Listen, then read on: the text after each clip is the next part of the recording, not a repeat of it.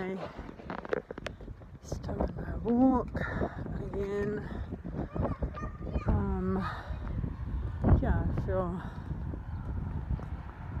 quite good today. I'm spending most of my days just fucking doing admin. And that admin is mostly just cleaning up messes that other people have made for me legally. And it is tough because it does get to you. I do keep saying, and I've got to get over it, that I've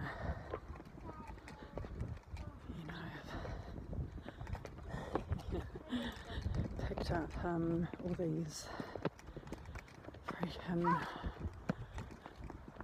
woke activism terms like internalised, but I have internalised the shame of being a crook when I'm not a crook, and it's really not nice. It's a really deep assault to your, not just your sense of self, because your sense of self is, I think more is made of your sense of self than perhaps is warranted in the context of what other people owe you in order to help you maintain that. Like I say that as a libertarian, but what it is it's just a very, very deeply layered abscess of assaults on my moral character, and to a lesser extent my reputation, and I say to a lesser extent my reputation because my reputation's nothing anymore. I've got nothing. I mean, I'm a hyper honest, almost pathologically, neurologically, not neurologically, neurotically conscientious person, and whether or not, I can debate with myself on a sort of one of those philosophical kind of like, theory of mind levels, whether or not, about altruism and how that makes me feel about myself. But the fact of the matter is that I have earned the right to be regarded as a hyper ethical and honest and trustworthy person, and I do not deserve to be treated like a criminal, and I don't fucking deserve to feel like one, and I am starting to feel that way, and it's nasty. So a lot of my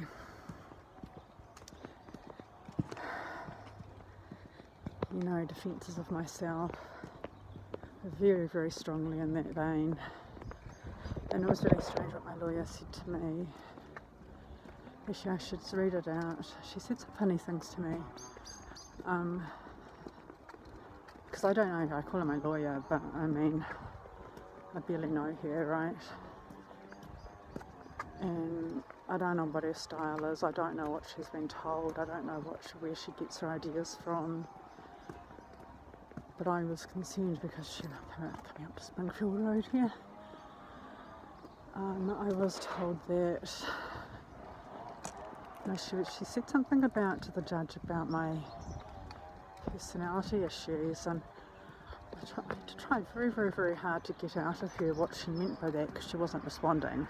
And I know it's because she's very busy, but by the same token, don't take someone on out of the goodness of your heart if you can't make good on it, I am better off, as I keep saying, defending myself than being defended by basically an absentee counsel, because I don't actually, have the privileges that a counsel gets when it comes to getting information from police or court. So I don't get memos minutes from judges. They come through my council, and so I end up getting quite hamstrung. And so it's not a case of any help is better than no help.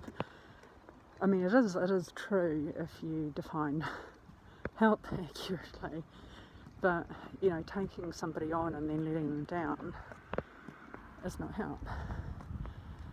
And she was sort of saying something, she was sort of falling on the mercy of the judges to something or other about something or other. I seriously don't know, and I walk away with nothing, no paper, no one tells me anything, the judge doesn't explain what's happened. I never know what was happening next to me. I just figure out it's a trial. I've only just fucking figured out what the trial's fucking for and what it isn't for, how long it's for. And that's after really trying really hard, and that's pissing people off. And it's like, why am I pissing people off in the judicial system for really pushing for my rights to know, and I quote, what the fuck is going on? And she talked about my personality issues, and I thought, does she think I've got a personality disorder too? Like Don Trump said.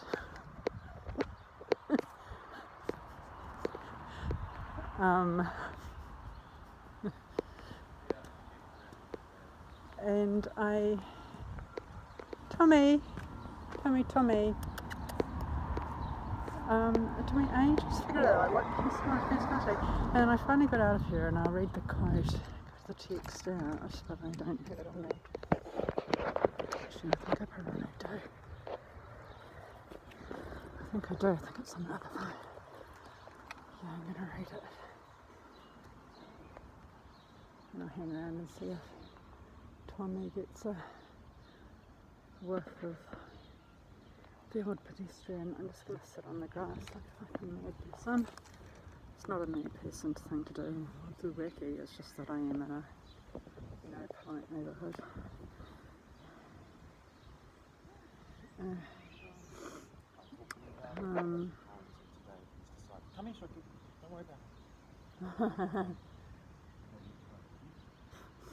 Don't worry about it.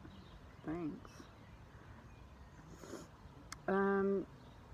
So I had to try again. So on the 8th of December again, I said, hi Claire, checking again about the personality issues court seems to think I have. Can you explain? I'm really worried, thank you. And then finally she replied and said, no problem, not the court but me. You are more intense about the charges than most people. It's not an insult but an observation, Caitlin. Spelling my name consistently wrong in a way that I've never seen spelled in my fucking life, and I've seen every spelling. C-A-I-T-L-E-N. It's like, why can't I be intense about it? I'm surely not the first person who's been falsely accused of things they haven't done. I have personality effects from neuropsychiatric conditions and injuries.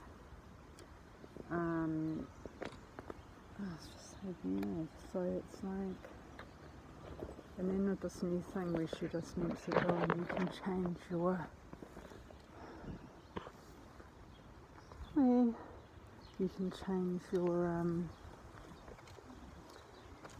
plea from not guilty to guilty as you turn up to the trial, which I think is true, but it is true, but it's not as it's not the cakewalk that she's making it out. It's easier to do it that way rather than the other, and of course the players in court like it, but it's not part of any kind of judicial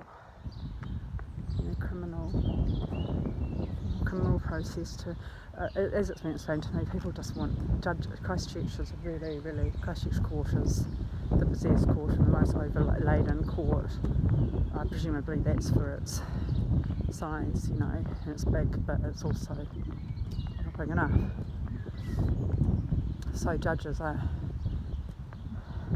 I mean, justice is supposed to be fair and speedy, but the fair bit is giving way to the speedy bit, and I'm not having it.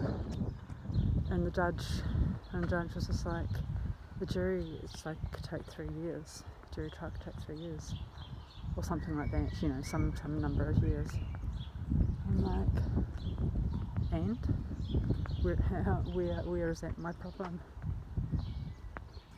I'm not choosing a judge-only trial just to make it easier for judges to,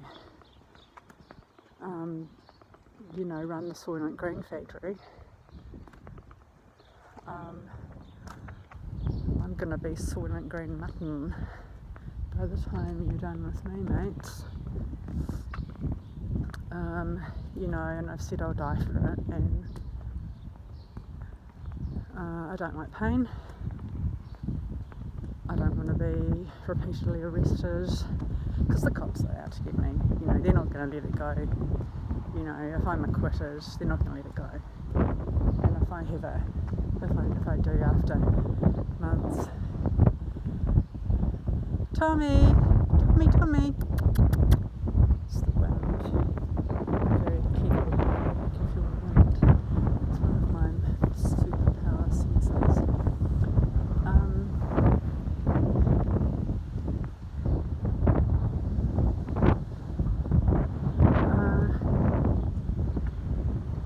You know, I'm bound to be harassed endlessly by police for 3 years, and the thing is that they can change it. I mean, whoever is the charge, as far as the charging documents, and I assume it's almost always police, they can change charges at any time. I think they can even change them during the trial. So yeah, I mean, the goal is not to try me for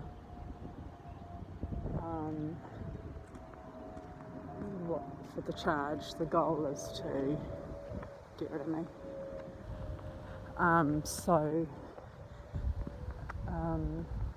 This is a real life Kafka trap that I'm living in, you see.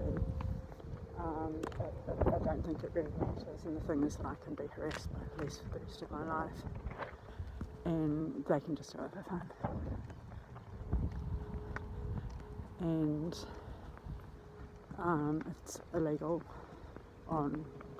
in so many acts, but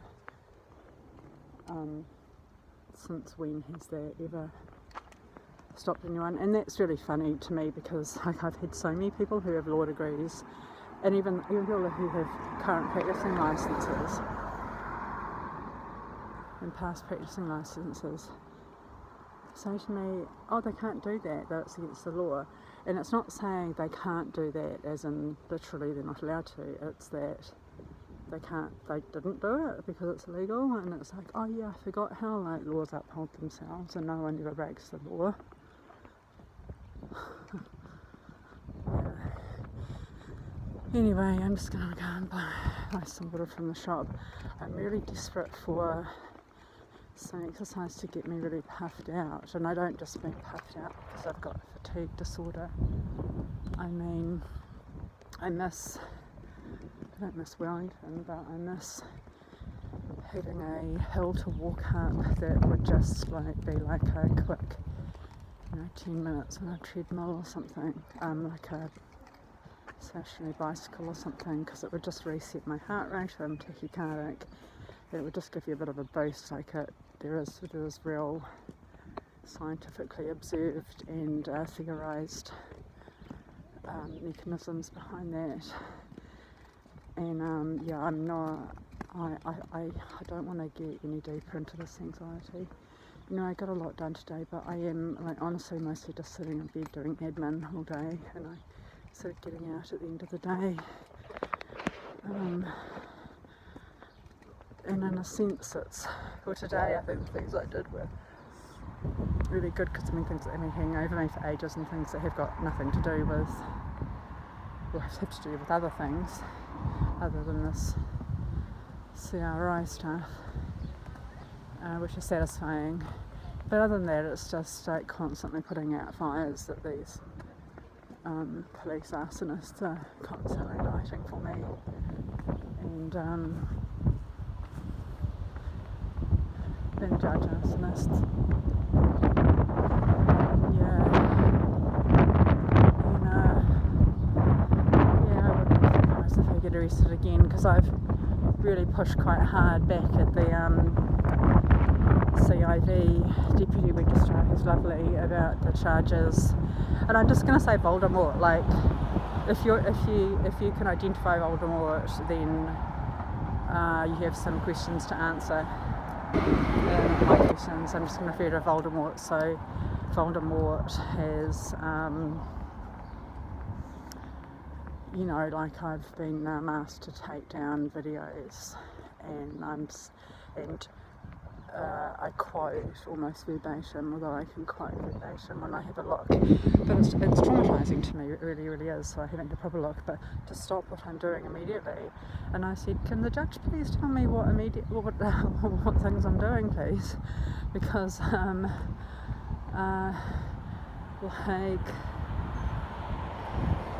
there's literally no way to ever fulfill that.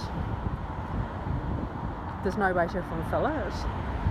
And the only way to show how you can't fulfill it is by doing a quick linguistic reductio ad absurdum, by saying, okay, well, in that case, I'm going to commit suicide because it's the only way I can stop doing what I'm doing.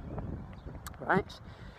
But people don't understand reductio ad absurdum. They just say, oh, don't be silly or don't be absurd. And it's like, well, that's the point of reductio ad absurdum, to show you that what you're suggesting is absurd. That's exactly what it is. I am showing you through exaggeration or leading you to the logical conclusion of what you've said, that what you're saying is absurd. I'm not being absurd, I'm showing you what you're saying is absurd. Now, of course, even though I'm correct and I'm legally correct, judges don't seem to have the humility or the skills to understand that, right? So I've just dug my feet in the ground and I said, you tell me what you want taken down and you tell me what you want me to stop, because I don't know what the fuck you mean by what I need to stop, considering I'm not doing anything. And I'm doing lots of things, but none of them involve Voldemort, except, of course, vaguely thinking how to perhaps, just slowly in the back of my subconscious, thinking about how to recover my possessions and my costs in them legally, which is not prohibited, or it could not possibly be prohibited under a restraining order. And